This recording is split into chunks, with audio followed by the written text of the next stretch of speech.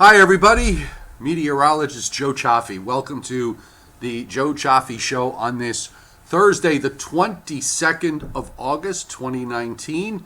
As we've got a bit of a busy night here on the radar, which I'm going to show you. I think what I'm going to do is we'll start with what's going on at the moment and take care of that, and then I'm going to spend a little bit of time on the tropics tonight because we're starting to see, I think, with the formation of Tropical Storm Chantal out of the old frontal boundary that was off the East Coast over the weekend, we did see a little wave develop on it, and it wasn't until it was well south and east of Nova Scotia that it truly acquired tropical characteristics. I think we noted it was, I believe, on Monday, as the system was passing south of Nova Scotia, that you could see there was a low-level circulation, but the convection, there was no convection near the center. It gained tropical characteristics, became a tropical storm, a minimal one, and now it's down to a tropical depression. But I think the important thing is that,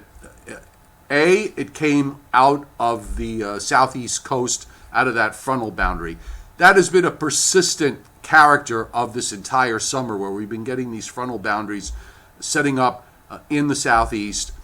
There'll be another one setting up over the weekend, and perhaps that might be the spot this year where we'll see what we often refer to as these homegrown type storms, the systems that form fairly close to the U.S. mainland or just offshore or down in the Gulf of Mexico. We'll see if that plays out. There's a little disturbed weather there too. There's disturbed weather in the Bahamas, and this is all going to come into play. We're at the last 9 days of August, and usually this is when you start to see tropical activity really begin to rev up. So it seems like the calendar is playing according to plan. So we're going to get to that after we get done with the local weather. So let's go right to the radar. And in fact, I'm just noticing right now that we have a severe thunderstorm warning that just went up for parts of northern New Jersey.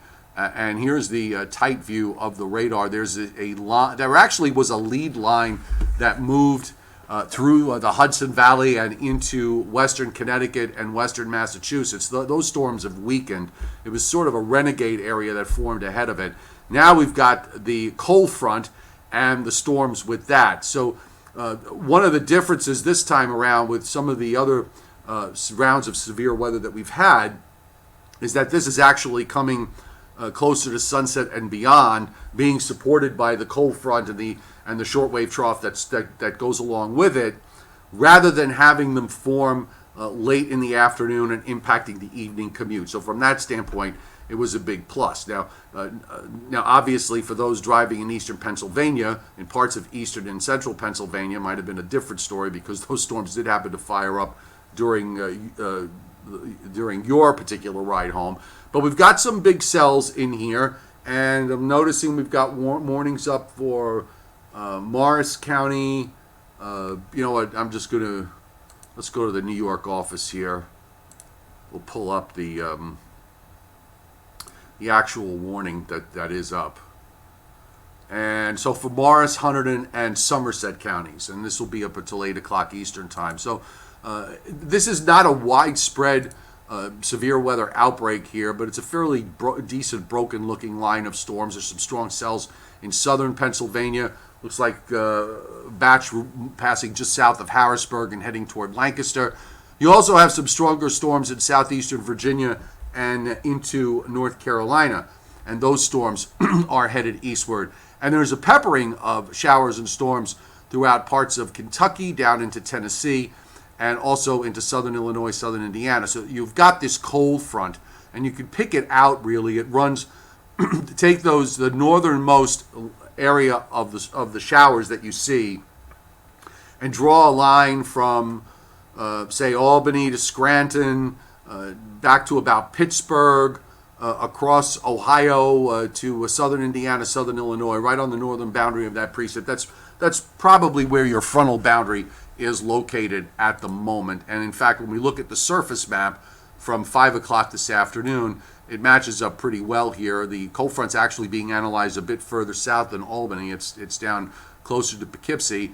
And of course, we're waiting for that beautiful air and that high that is sitting north of Lake Superior with all those dew points in the 50s and 40s. So all of that is going to be moving into the northeast and moving down into the mid-Atlantic states, at least down into Virginia, and probably down to the Virginia-North Carolina border with a little bit of luck. The frontal boundary actually lines up all the way west across, cutting Missouri in half, across Kansas, and then loops back up as a stationary boundary as you head up the Rockies. So certainly a welcomed air mass coming down from Canada, because this is going to mean for significantly lower relative humidity going forward. I'm going to come back to the maps in a moment. I just want to pull up the satellite loop here, and you can see how everything is playing. Some strong driving features. You've got actually a fairly strong shortwave that's moving through the northern Rockies there. You can see that swirl on the satellite. And the frontal boundary shows up pretty well in the northeast, back into the Ohio Valley and swinging up into the Plain States. And that drier air is starting to get itself ready to come down from the lakes. To the south, you've got some showers and storms in parts of the Gulf states, and you also see disturbed weather in the western Gulf of Mexico, western and central Gulf of Mexico, and off the Florida coast in the Bahamas. The area that's in the Bahamas is of particular interest because, as we talked about last night, I think this is going to get involved with the front once it stalls out. The Gulf of Mexico showers and storms, a relatively new development here.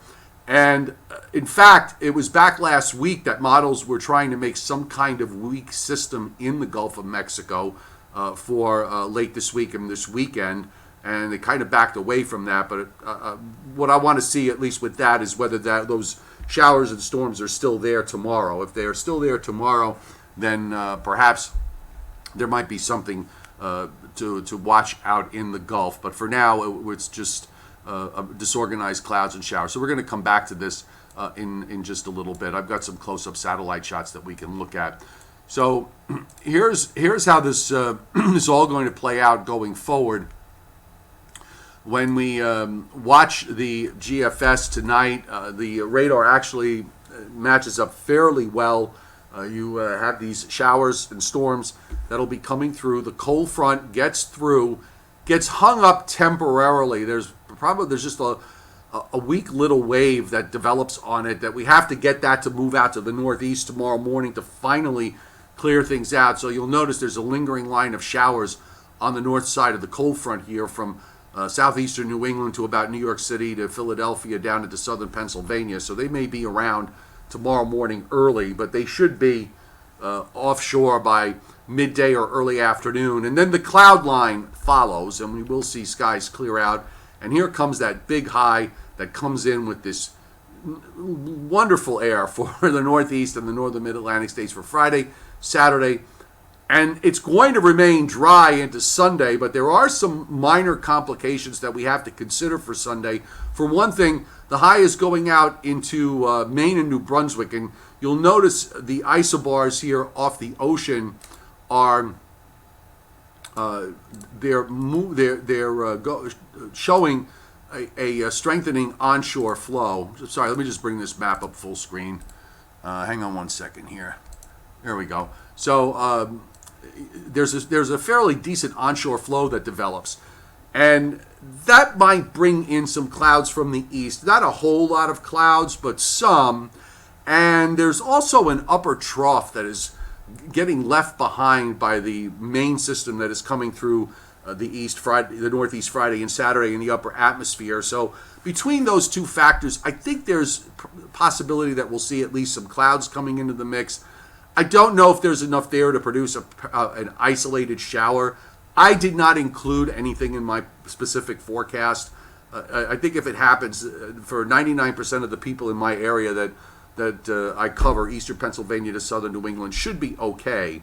The frontal boundary here is stalled off the southeast coast, and there is, if you look closely, you'll notice the isobar here off the southeast coast of the United States comes up from south to north and then makes the turn into the Carolinas. There's probably some kind of weak low that is off the Georgia coast. and models are showing some differences. I'm going to show you what the European did with this.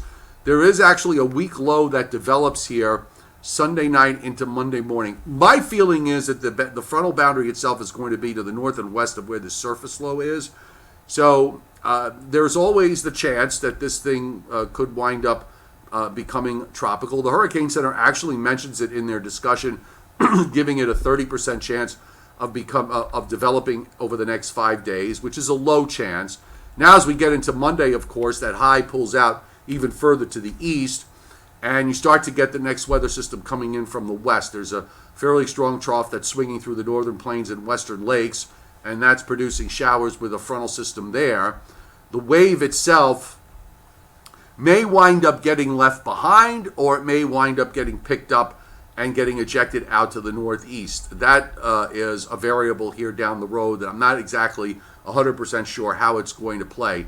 The GFS was lifting it out to the northeast. Now it seems to want to leave some kind of circulation behind off the southeast coast. And by the way, the fact that the model doesn't actually develop a low there is not necessarily correct. Okay.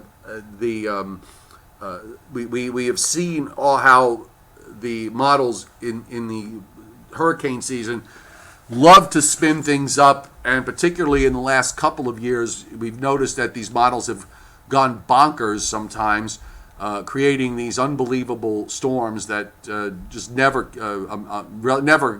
even remotely close to what happened in reality. So perhaps they've done in these upgrades, perhaps they've corrected for it, or maybe they've overcorrected for it. I don't know. We'll see over the weekend and in early next week if anything happens. But it does leave that low behind off the southeast coast right through the middle part of next week, and even through the latter part of next week. It just basically sits there.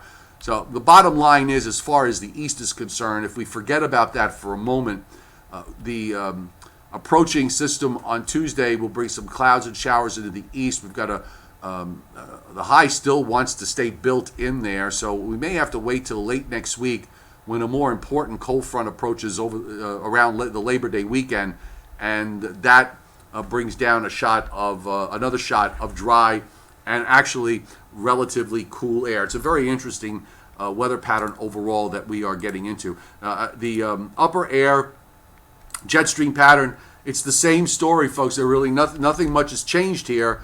That it's the northern jet with these short waves that come through. Now, here's the issue for Sunday. There's the bottom part of this trough. If you watch the trough that swings through the Great Lakes and Northeast Friday and Saturday, the western part of that kind of gets stretched out and left behind, and drops into over Long Island, and there's an upper low there.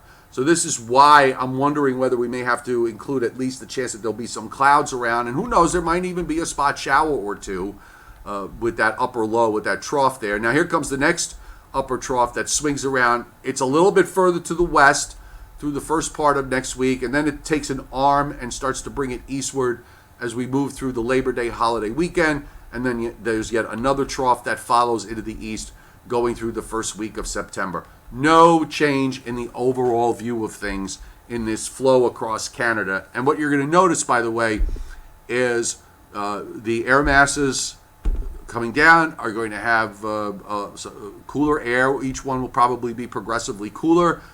You'll have warm-ups in between. I'm wondering whether, at least for my neck of the woods, not everybody in my neck of the woods, but some folks, we had highs today that reached the 90-degree mark in a lot of spots, and I'm wondering whether this might be the last time some areas get to 90 degrees. Parts of Long Island got to 90 degrees for August 22nd. Usually that's fairly, after mid-August, it gets fairly tough. You have to have an almost perfect setup like you did today with a northwest wind or in a west wind. You have to have an almost perfect setup in order to take temperatures well up into the 80s to near 90. So the clock is certainly ticking from that respect. All right, let's go to the tropics and let's take a look at what's happening specifically. I'm going to start with the wide view here, and we look out in the tropical Atlantic. Excuse me, just took a swig of water. you are seeing there are a couple of waves out in the tropical Atlantic. One just moved off the African coast, and another one to the west of that. You might see something try out of this, but I just wonder whether try to develop as they move westward over the next 4 or 5 days. I don't know how much you're going to be able to get these systems to develop. There's Saharan dust. There's a lot of dry air out in the Atlantic as well. So that might be an inhibiting factor. You may find that these systems wind up being relatively small in nature in terms of how much geography they're going to cover. But we'll keep an eye on those two waves that have moved off the coast. So far, the Cape Verde season is giving every indication that it's going to be a weak one. And now, of course, you've got this disturbed weather that's in the Bahamas that showed up yesterday, and it's very, very slowly drifting up to the northwest. By this time tomorrow, you're going to have a stalling cold front off the mid-Atlantic coast, so it's going to be trapped underneath it. One of two things, there are a couple of different ways this may play out. One is that the frontal boundary absorbs all of this, and you look at it for a while, and there's nothing really that looks very tropical about it, and then you get a wave that'll develop, and perhaps as that wave heads out to the northeast, it winds up developing into a tropical system as it heads away. The other possibility is that it stays distinctly separate from the frontal boundary in its own tropical environment, and you see something develop out of that. So those are two, I think the first two, the most important possibilities of how this winds up playing out. You've got an upper low to the northeast, which is very slowly moving eastward. It doesn't look like it's doing very much. And I don't know if you can see it.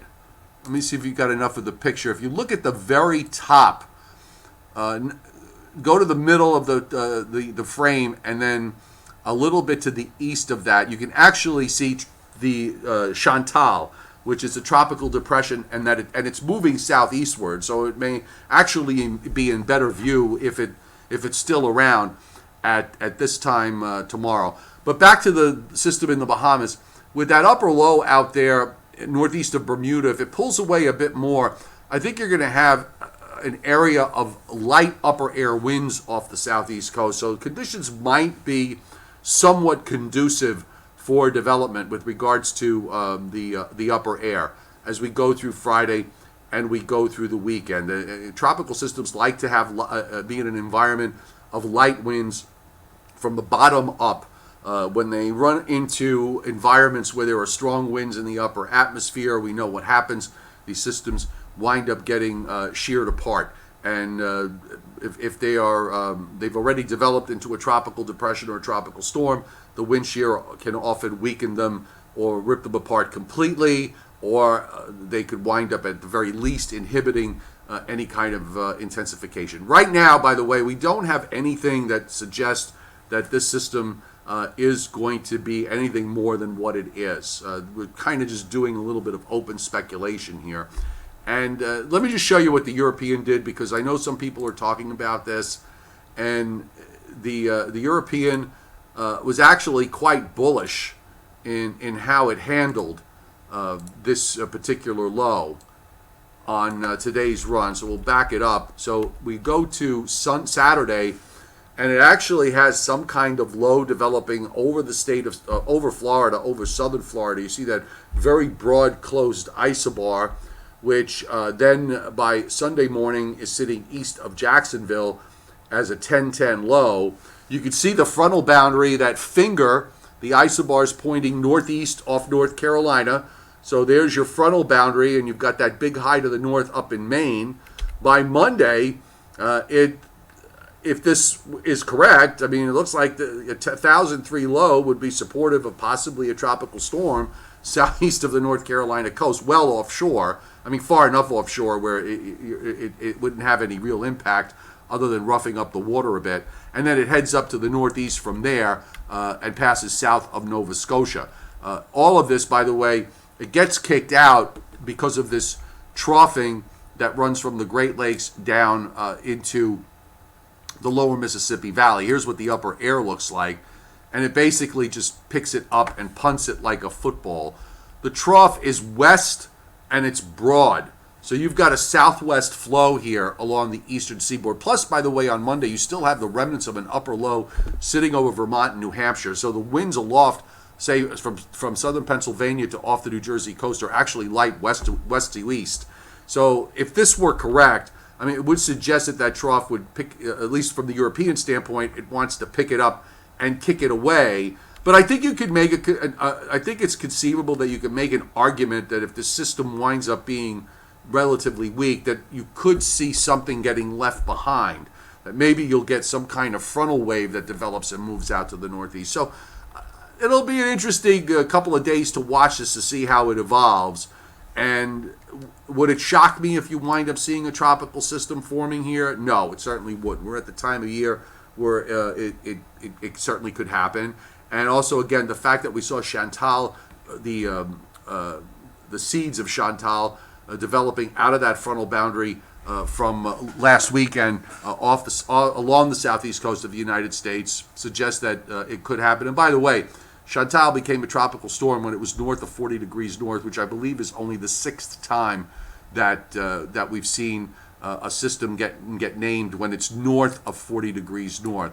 Now here are the showers and storms that have been developing in the Gulf of Mexico, and they're firing up. One of the things that is important to distinguish here when you see this happen, a lot of this could be diurnal. In other words, the thunderstorms form in response to the daytime heating, and that once you lose the daytime heating, you'll see these thunderstorms disappear, and the cloud tops will lower and warm significantly. So what I want to watch to see what happens is what happens overnight and into tomorrow morning. When we look at the satellite loop tomorrow morning, are we going to see all these thunderstorms still there, or are we going to see something much less in terms of showers and storms? So that's the first test with regards to whether this is going to be something to watch. And I didn't really see anything from any of the models themselves that would suggest that something is going to come out of it. I want to pull up a map of the tropical Atlantic here, and I think we're going to switch to, let's go to the GFS, because that'll be the better one to look at. I want to at least illustrate one of the big problems with regards to what's going on in the tropical Atlantic, among other things. So you've got this narrow east-west high. The map that I have up here shows precipitable water. So basically, it's a map of showing how much moisture is in the atmosphere in a broad context. And the blues, and if you get into some purples, which you're not really seeing here, you're talking about some rather moist air. But when you see the brownish areas, that air is fairly dry. The yellowish and the whitish areas are all 50% or less. And there's a lot of dry air out in the tropical and subtropical Atlantic when you look at this. And the GFS actually forms that little low over the weekend that you see east of the windwards, but there's not a whole. It's kind of embedded in an area where there's some moisture, but there's dry air to the north and northeast of it. There's another weak low behind it, and again, that's inside that dry air. It's not the most conducive. I mean, it actually is not very conducive. You want to see these lows, these tropical lows, sort of deeply embedded in a heavy moisture field, and it's kind of lacking here. And in fact, as we go through next week, you see this big high building near the Azores. It actually brings down even more dry air, almost to about 20 degrees north. So that dry environment seems to persist. Now we do have, if you look off the southeast coast of the United States, and let me just run this back. If you look off the southeast coast of the United States, you do have some moisture there. Okay, let me roll it back. There is some moisture there. You see where the frontal boundary is. Of course, you can see the dry high that's coming down from the Great Lakes and into the Northeast down into the Mid-Atlantic states. But there is a moist field that is sitting off the southeast coast of the United States with the dry air north of the frontal boundary. So the frontal boundary basically acts as a brick wall, and keeps that dry air separate rather than getting it entrained into any kind of circulation that were to develop. So it's important to you have to take a look at these some of these other maps. They do give you pretty good clues as to what could happen. And the other thing I like to look at is the winds in the upper atmosphere, the wind shear. And this graphic here, this sequence of maps, as pretty as it is with all the colors, is showing us areas of wind shear, strong winds in the upper atmosphere as you increase with height, and you'll notice running back to let's go to tomorrow and Saturday. If you look off the Florida coast over the weekend, you actually have an area of light wind shear. North of the frontal boundary, however, you see that orange, the 50 knots or greater, you've got strong wind shear going on from North Carolina northward out into the Atlantic. And you can see where the trough is in the Northeast that is swinging through. But you still have relatively light winds in the upper atmosphere off the southeast coast of the United States into early next week. So that might be something, if the system off the southeast coast becomes something that we'll need to watch, that'll be a factor that will come into play. Across the tropical Atlantic going into next week, you actually have a lot of wind shear south of the Cabo Verde Islands. There's an area in the middle here where the winds aren't too unfavorable, actually somewhat favorable, but you do have wind shear not that far away. And in fact, as we go through next week, it looks like that some areas the wind shear actually, the upper air winds actually increase for a bit. The conditions seem to vary, but in terms of seeing a large area of light winds in the upper atmosphere in the tropical Atlantic, it's not the best of worlds. You actually have a slightly better looking situation off the southeast coast and even down into the Gulf of Mexico for a short time anyhow. But the upper air winds are going to be the drivers of whether any weather systems, any of these tropical systems get to develop or not. And I think one of the important things to look for in the longer term is this going to be the inhibiting factor this year with regards to those systems that come off the Cabo Verde Islands and move across the tropical Atlantic, and that we are going to really pretty much have to favor the idea that most systems are going to form west of 60 degrees west and perhaps be even closer to the coast, and they'll be what we often call the homegrown variety.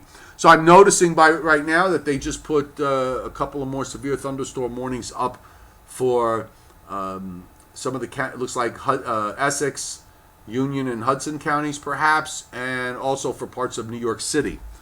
So, and we're coming up on 8 o'clock Eastern time, folks. So if you're watching this on a replay, it is just that. You're watching it on a replay, so the radars and satellites are dated. So be sure you go to weather.gov for all the latest local information. Howard Vanderhoff, thank you very much for hitting Super Chat. I really appreciate it. Thank you. Let's see, Scott, what a difference 100 miles makes. Philadelphia got to 90 31 times. Central Park 14. And the latest 90-degree day in New York City was October 17th. Yeah, there's a big difference between North Jersey and South Jersey and New York City 90-degree days and Philadelphia 90-degree days. It seems like the line runs right across central New Jersey as far as 90-degree days go. And for my area, at least, it was, I guess from the standpoint of number of days above 90 degrees, it certainly did not stand out, and it was not anywhere close to any kind of a record. By the way, I saw you guys talking earlier about the fact that when some weather people, when it gets into the 80s, they call that hot. For me, it's 90. So I usually don't call upper 80s hot. I call that very warm. If it's going to be a situation where places are going to be in the upper 80s to some spots near 90, I usually refer to that as very warm to borderline hot. But you got to hit 90 for me to call that hot. Chuck Cardillo, I noticed there's a clockwise flow around those showers in the Gulf. there may be an upper air anticyclone, which is what for tropical development, that is an important character of the atmosphere that you would want to see as far as a system being able to organize, because the upper high creates an environment of light winds. There's no wind shear, and it also creates a good way of evacuating the air. The rising air in a tropical system needs to be evacuated out over the top, and the upper high provides that mechanism. So to me, we have to just kind of wait until, again, let's see what happens overnight. If this stuff is still there tomorrow, or if we wake up tomorrow morning and we see nothing but a few showers hanging around. If that's the case, then there really isn't anything for us to watch out in the Gulf of Mexico. But if we wake up tomorrow morning and you see all that convection still there, then we might want to give it a slightly closer look. Let's just running through the chat here. Jess Harden, I know what El Nino is and La Nina, but I never heard of neutral. Well, a neutral condition means it's neither El Nino or La Nina. It isn't one or the other. You can have a condition where everything is just normal, where ocean water temperatures are about where they're supposed to be. They're not, maybe they're a little bit above normal or a little bit below normal, but they're not far enough in either direction from the normal range to be considered either an El Nino or a La Nina. So if we have no El Nino in the Pacific, that's gone. I think what we're seeing is the fact that the El Nino lingered through the spring and maybe into the very early part of summer. The atmosphere, I think, there's a lag time. There's always a lag with these sorts of things. So perhaps we're just waiting for the lag to play out, and maybe that's the reason why things have been so relatively quiet for this tropical storm season, save for the two systems that we had, the Barry and I think, was it Amelia or Andrea? I forget. That was out in the Atlantic in May, and Barry in the Gulf of Mexico. I believe that was back in early July. After a while, all this stuff just piles on. I used to have a great memory for these things, but I have to really write things down now and remind myself of how things have played out. I oftentimes even forget what the weather was a couple of days ago. So it's kind of tough. I work indoors. I have no windows, so and I'm writing about the weather all the time. I guess I need to go back and reread my weather posts on my website or on my app to remind me just exactly what's been happening around here. Joe Rayo is fine, William Huber. He's, the two of us with the weather, when the weather goes on, especially in the winter and going into the spring, it takes a lot out of us. So I actually have not been really, I've been tired by the end of the day. So we haven't been really we haven't done a Joe and Joe weather show in a while. I think we just kind of decided that let's take a summer hiatus. What we will do is if the tropics become important, certainly we'll do something next week if there's a tropical issue anywhere nearby, or if not, we'll once we get past, we'll go through Labor Day weekend, and right after that we'll start up the show again on Facebook, and then I'll pump it up to YouTube.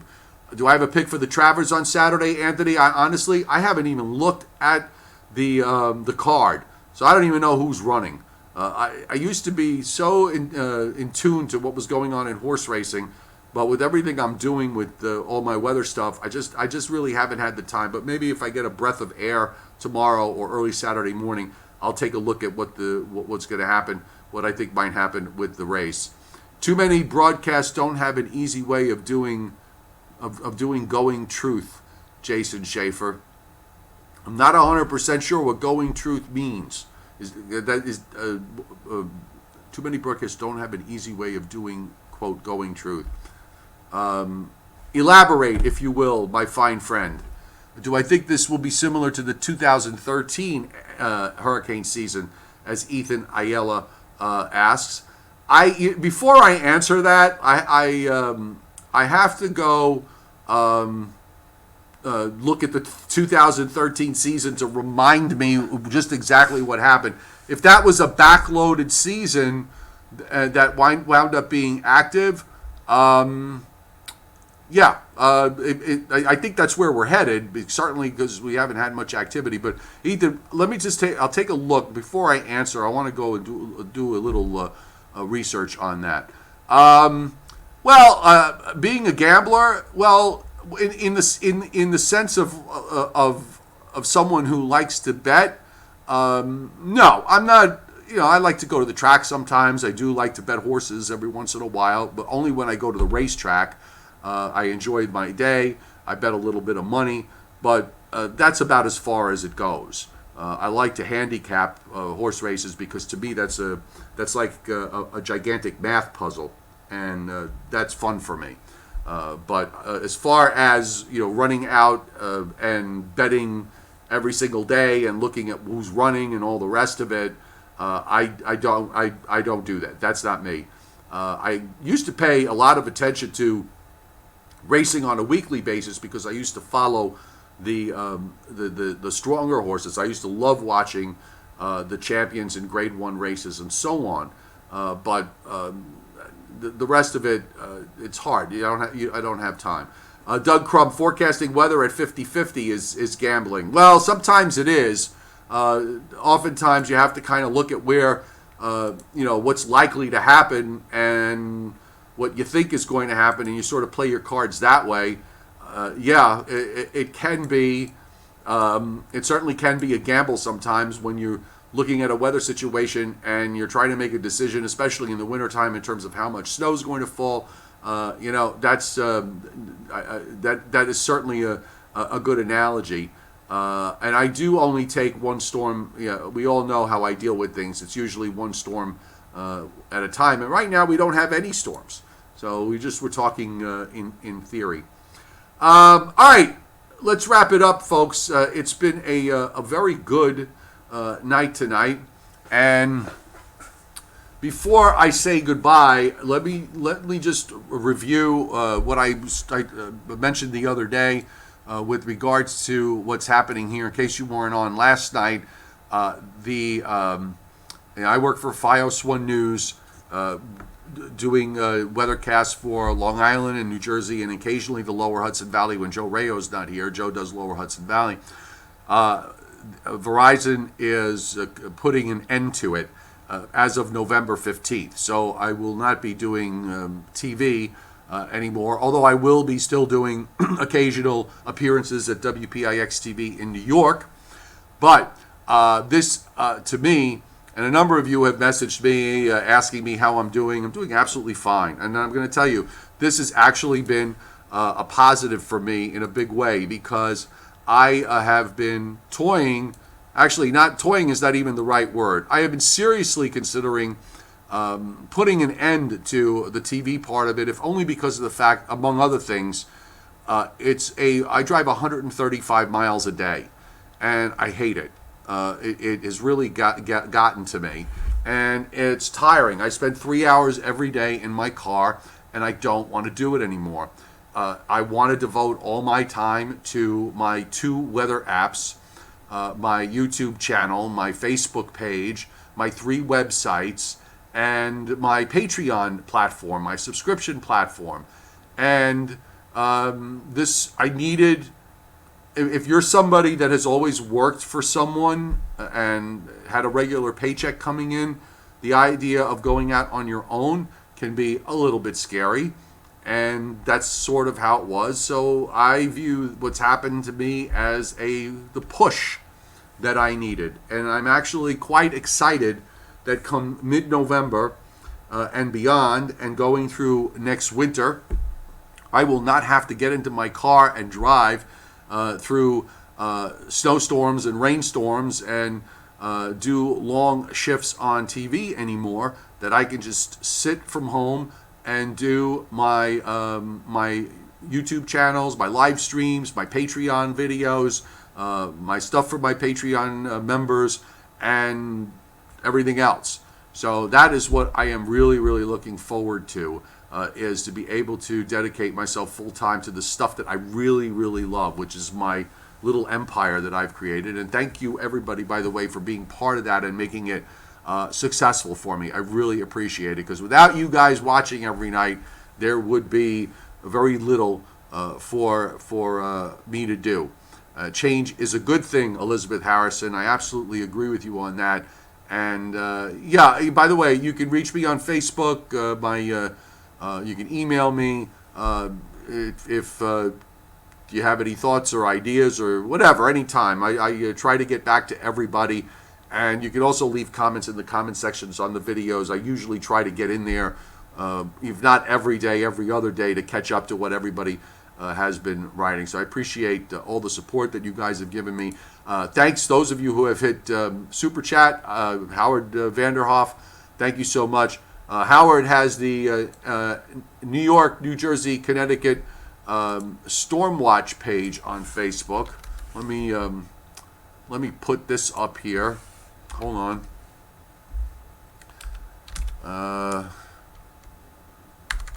Come on. When the internet is slow, I want to put the link up. Oh, there it goes. Figures. Hang on. I'll put the link up for those of you who are on Facebook.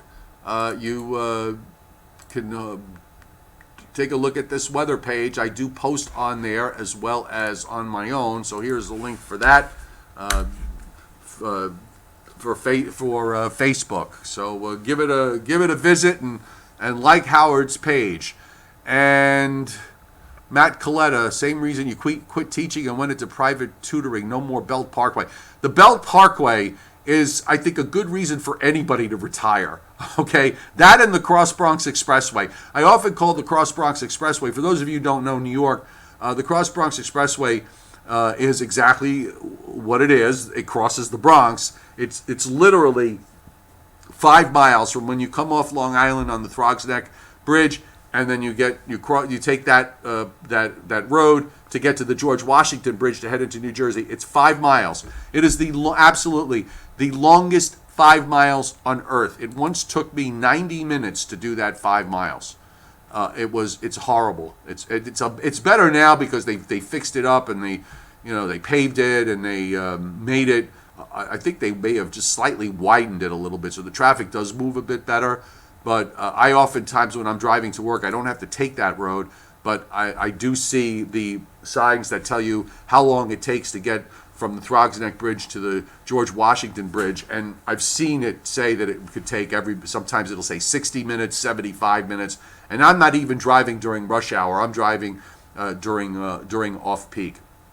So anyhow, we'll wrap it up.